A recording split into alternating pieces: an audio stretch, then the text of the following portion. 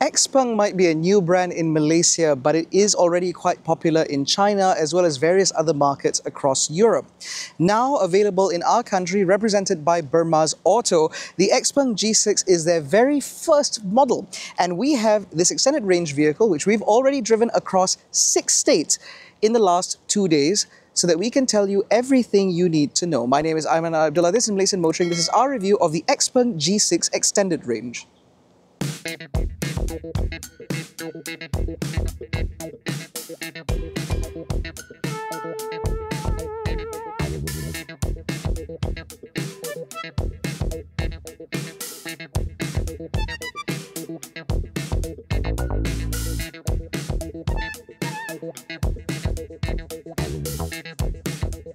Now, the Xpeng G6 is available in Malaysia as either the standard range two-wheel drive or the long-range two-wheel drive. This is the long range. As a result, this rear-wheel drive vehicle produces 282 horsepower and 440 Newton meters of torque, allowing it to go from 0 to 100 in just 6.2 seconds. Now, powering that is an 87.5 kilowatt-hour NMC battery, which provides this car a WLTP driving range of 570 kilometers, but we'll talk about real-world driving range shortly. Now, because this particular car runs an 800-volt architecture, it means that charging on this car is absolutely incredible, because this particular vehicle can peak at up to 280 kilowatts, allowing it to charge from 10 to 80% in just 20 minutes. As for AC charging, that is 11 kilowatts, which means that on this 87 kilowatt hour battery car, you should expect a fully charged time of about 8 hours from dead. Overall, not bad. Now, Xpeng might be a new brand in our country, but it's been around in China for a little while. And as a result, it means that they've had a little bit of time to experiment with their design language before finally settling their vehicles for export. This is the new Xpeng corporate face. At least this is what we should get used to with future models. Now, up here, you get an LED light bar that stretches from one end to the other, bisected only by the Xpeng badge in the middle. You also get scrolling indicators up here, and the main beams live down here. As you can also tell, this car has had a lot of surfacing done to in order to reduce the amount of aerodynamic drag that it kicks up when it's moving along, in order to improve aerodynamic efficiency. That is also why, for example, up front, the only opening that you have is all the way down there in order to cool the batteries as well as this car's HVAC systems. Moving further down, you will see that again, all of this surfacing is very smooth in order to allow this car to cut through the air even more efficiently. Now, talking about this front end, even though it may look like it has space up front, it actually does not. That's because everything here is just for the HVAC controls as well as other self-serviceable items like your window washer fluid and stuff like that. There is no additional space in here, but that doesn't really matter because there's plenty of space back there. Now, moving down the side, you see more of that smooth surfacing. Xpeng actually calls the G6 an SUV coupe, which is why it has that very dramatic roofline, as well as a set of frameless doors, which I think look quite nice. Rolling stock is handled by a set of 20-inch Michelin tires, which are pilot sport units. They're not e-primacy, they're not designed for EVs. Instead, these are just the sort of tires that you could fit to, I don't know, a Porsche Cayenne, for example. Now, beyond that, you also get this little bit of badging here, which has a nice little bit of silver trim, which actually hides two cameras. The one points towards the front and one points towards the rear. The one towards the rear is one that you'll be seeing more often, but again, we'll touch on that when we get into the car. You also get a set of flush door handles, which I think look quite nice. But more importantly, you also get the charge port on this side, which you can open via the key, or the app, actually. We'll have to talk about that app a little bit later. Now, like I said, the DC charging and AC charging speeds on this car are quite impressive, even for the LFP model. And I think that that is certainly something that should sway certain buyers, especially those whom, like me, cannot charge at home. If you are reliant on public chargers, especially public DC chargers, then the LFP battery model might be more appealing to you, given the fact there is no compromise in any other area in terms of specification. But beyond that, you also get, like I mentioned, those frameless doors. I love frameless doors. I don't know why. Now, the back of the Xpeng G6 is a little bit of a hit and miss. What I think works quite well is the hidden rear wiper, as well as these very wide, very thin tail lights. Now, up here is where you'll find the scrolling indicators and the positioning lights. And so I think that looks quite good. I also like the Xpeng badging across the back because it just feels a little bit more confident. Now, what I don't like, however, is the fact that this car's brake lights are not where you'd expect them to be. They are not here. The third brake light is in and of itself quite small, but then when you actually hit the brakes, they illuminate down here. Now, I have spoken many times about how dangerous it is to have lights mounted so low, but this is perhaps the first time that we've seen brake lights mounted that low. Now, I'm not sure if that was the cause of it, but I did observe that over the last couple of days, more and more people were tailgating me and very nearly rear-ending me. I have a suspicion that this is because, again, they're expecting the brake lights to illuminate here and not here. However, at least because the indicators are up here, that should save you trying to change lanes on the LDP. Now, behind the tailgate, you will find a pretty good amount of space. The Xpeng G6 is actually broadly the same size as the Tesla Model Y, which means that in terms of practicality, it is broadly the same size. It's actually slightly smaller than a Model Y, but in terms of overall space, this is certainly enough for a family of 5. On top of that, underneath the boot floor, you will find a pretty good amount of space, enough for you to hide all of your necessary cables. And so if you ask me, this does seem pretty practical for a 5-seater SUV. Now, before I get inside, I actually want to touch on the Xpeng app, which comes as standard with this car. Now, the Xpeng G6 itself comes with its own data plan, which means that it is always connected, which means that you can use the app to control various things. In addition to locking and unlocking the car, opening the boot or the windows, you can also switch the vehicle on, precondition the battery, precondition the cabin. You can even set it to sterilize if you've been using the car for a little while. It'll actually jack up the interior temperature to a ridiculous degree in order to sanitize the interior. The other thing that this car can also do is actually remote park. So via the app, for example, the car can look around itself to find a parking space, or if you happen to be parked somewhere narrow and you need a little bit of room to get in and out of the car, you can actually bring the car towards you or reverse it into a space. And because the Xpeng G6 has so many sensors and cameras around it, it can also figure out if there are obstacles nearby and turn around them, which makes this, I think, one of the smartest self-parking cars I've ever seen. Also, this is kind of cool, don't you think? Now, the interior of the Xpeng G6 is also rather nice, but it's also a little bit of a hit and miss.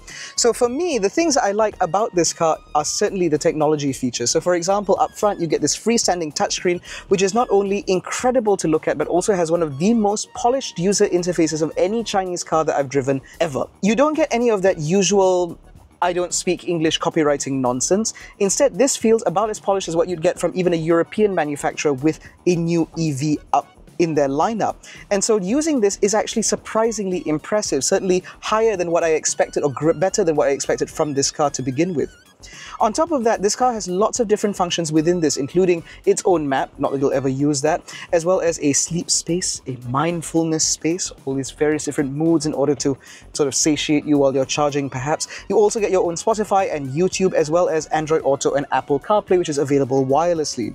That is good. The other thing that's good is this instrument cluster, which is kind of similar to how Smart does it, where you just have a small, thin ribbon screen up ahead of you to just give you the most important information that you need, because everything else is accessible via this screen. I do quite like that because it does mean that when I'm driving, it's easier for me to figure out what my speed is, and more importantly, what the car can see via its ADAS functionalities should this screen be taken over by Android Auto.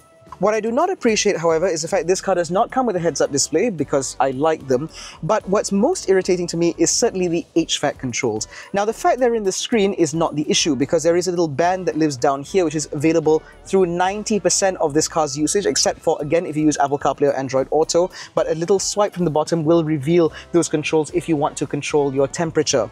However, if you want to adjust your fan speed, that requires a special submenu. What is most irritating is that to control the direction of air also requires input into the screen.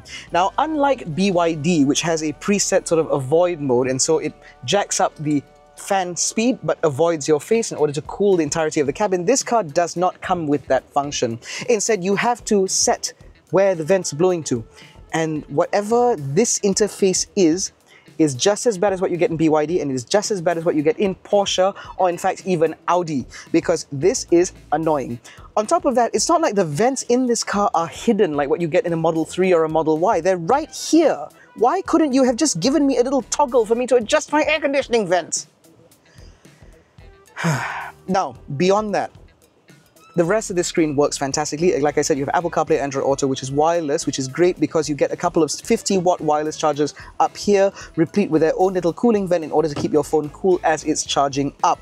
If you prefer a wired connection, you have a USB-A and USB-C port down here, as well as a 12-volt socket, as well as more felt line space down here should you want to put smaller items. Behind that, you get a couple of relatively small cup holders, but a very large center console, replete with a little bit of felt lining, again, in order to ensure that anything you put in here doesn't rattle about.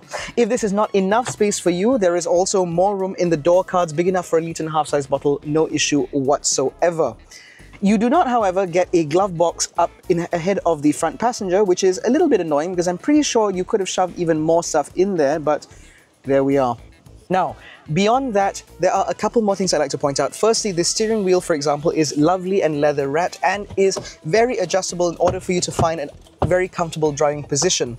These seats are also electrically adjustable with heating and ventilation with memory functionality, which means that you can share this car within the household without too many issues at all. And then you get the sound system. Now, this car uses something called an X-Opera hi-fi audio system, which has a number of speakers dotted about the place, but they're all hidden behind this lovely textile in order to hide the speakers themselves. Now, not only do I think does that look good, but it also sounds really good. It doesn't quite have the same sort of fidelity or warmth that you get from, say, a Bowers & Wilkins audio system, or in fact, anything from what you get from Burmester or Harman Kardon. But it does do a decent job at reproducing sound in a very high fidelity kind of manner, with lovely deep bass, very shrill trebles and nice warm-ish midtones. Not the best, but it's certainly better than what you'd expect from within this segment. It's better than what you get from BYD in the Seal, but not quite as good as what you get from the Tesla Model Y. Now, in the back of the Xpeng G6, you see one of this car's party pieces, and that is the space. With the front seat set in my driving position of about 170 centimeters, as you can see, I have a huge amount of knee room and a pretty good amount of headroom despite the glass sunroof. On top of that, because this floor is nice and flat, it does mean that I have a huge amount of flexibility in terms of how I want to sit. So, for example, even sat like this, I have a good amount of space, and I've also slightly scuffed the back of the seat. Now, beyond that, the rear seats are also even more comfortable because not only is the floor nice and low, so you get a good amount of under-thigh support, you can also stretch out underneath the seat in front of you should you so want to, but you can also recline these seats quite a bit. So now I'm in its most upright position, and this is its most reclined. And so sat back here like this, I could very easily take in a nap over a long drive should I so want to. But going back to work, because I have to, there are a couple of air conditioning vents back here which are actually set up decently high enough for them not to be called crotch coolers. You also get a couple of USB-C ports down here, and you get a couple of cup holders deployable via the center armrest. You get decently sized door bins. You also get small pockets up here big enough to hold my phone, and you also obviously get the door latch here, which is electronic, so you just press it and then the door pops open. Now, beyond that, you also get ISOFIX mounts back here, and because of the sheer amount of room in here, you shouldn't have any issues at all fitting a bulky rear-facing child seat. On top of that, because you have the air conditioning vents here and the USB-C ports, it means that if you have older children, they should be quite comfortable in here as well. If you are concerned about UV rays with regards to your little baby child, not to worry. Not only is this sunroof quite tinted, but these side windows are also pretty good at heat rejection, although they do lack an actual laminated tint film, although you can probably negotiate with your sales advisor for that, because I've been told that Burma sales advisors can be quite generous when they so want to be. What is worth pointing out, however, throughout this cabin is that even though this is a new modern Chinese car, there is one notable omission in terms of specification. And that is ambient lighting. Because while we've gotten very used to 64 color ambient lighting that can also pulse to music rhythms or change or whatever, the Xpeng G6 offers none of that. Instead, the way this interior is presented feels a lot more like a traditional car company trying to build a luxury car rather than a new car company trying to wow you on the showroom floor. Now, I'm not entirely sure how I feel about that, but I can say that this is a convincingly luxurious interior. The only question now is it also convincingly luxurious to drive? Now, as I mentioned earlier, the model that we're driving today is the Xpeng G6 ER, which means this is the car with the larger battery and therefore the larger range and also slightly better performance. Now, in terms of driving this car, for starters, this seat, for example, is already very, very comfortable. It's quite soft, which means that you tend to just sink into it rather than do anything else. And so it is quite inviting, particularly after a long day. Visibility in this car is also quite good despite that sloping roofline. And although the rearward visibility straight out the rear view mirror is a little bit crap, everything else at least is quite good, and at least you can rely on the 360 cam. So overall, it is not that bad. Now, the thing about the G6 is that this car will compete against the Tesla Model Y as well as the BYD Sea Lion 7. Now, the BYD Seal has previously shown that BYD is capable of making a car dynamically appealing. The Tesla Model Y, on the other hand, is a car that does generally drive decently well. The BMW iX3 is even better still, and the Mercedes-Benz EQA/EQB, well, it's a Mercedes, it doesn't drive all that well, and it's also hampered by the additional weight of the batteries. And so you would think that given that the G6 was designed from the ground up to be an electric vehicle, it should therefore be slightly better on weight and therefore better on dynamics. Now, in terms of straight line speed, naturally the G6 is decently fast because it goes from 0 to 100 in about 6.3 seconds on this extended range and 6.7 or 6.9 on the standard range model. And so in terms of straight line performance, that is certainly decent. And once you're up to speed, you will appreciate the fact this car is decently refined. You get a good amount of sound deadening to repress things like road noise and wind noise, and so you can drive this car at highway speeds or motorway cruising speeds without too much issue. In fact, I did actually drive this car all the way to Malacca and back just to max out the range, and it was a pretty decent companion on the motorway. I certainly wanted for nothing much in this. However, driving on the motorway at higher speed also did reveal one of this car's slight downsides, and that has to do with the dynamics. Now, when you drive a car fast on the motorway, you expect it to be decently comfortable, decently refined, yes, but you also need it to be decently communicative and confident when you're trying to maneuver at higher speeds through corners. Now, the Xpeng G6, when you're talking about a large diameter corner, then this car has no issues at all. You've got plenty of mechanical grip, and the center of gravity in this car is convincingly low. That's all fine. The trouble is when you're trying to carry a little bit more speed through, say, a motorway exit junction. If you're trying to take that at about 80-90 kilometers an hour, as I did in order to test this car, that's when you realize that this car has no dynamic tilt whatsoever. This car is set up in such a way where the primary ride is decently sort of nuggety and communicative, and so you always know what the car is doing. However, the secondary ride in this car is very soft. It's Chinese car soft, which means that when you take this car over slightly higher speed bends, you will feel the body lean and you will feel the weight of this car move about through that corner. And that, to me, doesn't feel quite as confidence-inspiring as, say, a BYD Seal. Now, if you dial things back a little, because ultimately I can hear you screaming at the screen, this is a mid-size family saloon or mid-size family SUV.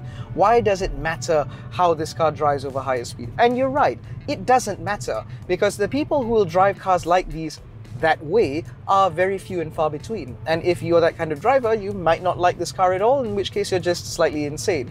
The bigger concern is with regards to refinement and comfort and that sort of thing. And to me, the Xpeng G6 is quite convincing in that regard. As a family car, as something for you to drive every day from home to work, etc., I think that the G6 is very well set up.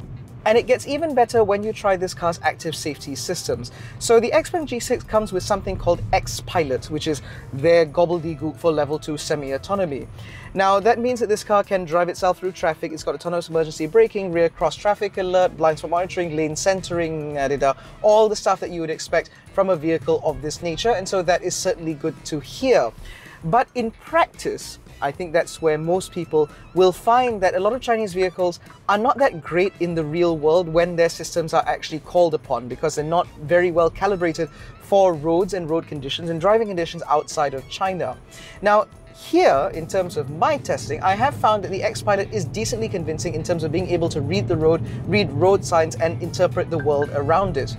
And so to that end, I do find that using X-Pilot on the motorway, for example, in order to maintain a cruise, isn't too hair-raising an ordeal. It's certainly better to me than what I've seen from other Chinese brands. And in town, for example, the traffic jam assist is also pretty good. Not perfect, but pretty good, at least enough for you to again rely on the system to drive you back and forth from work.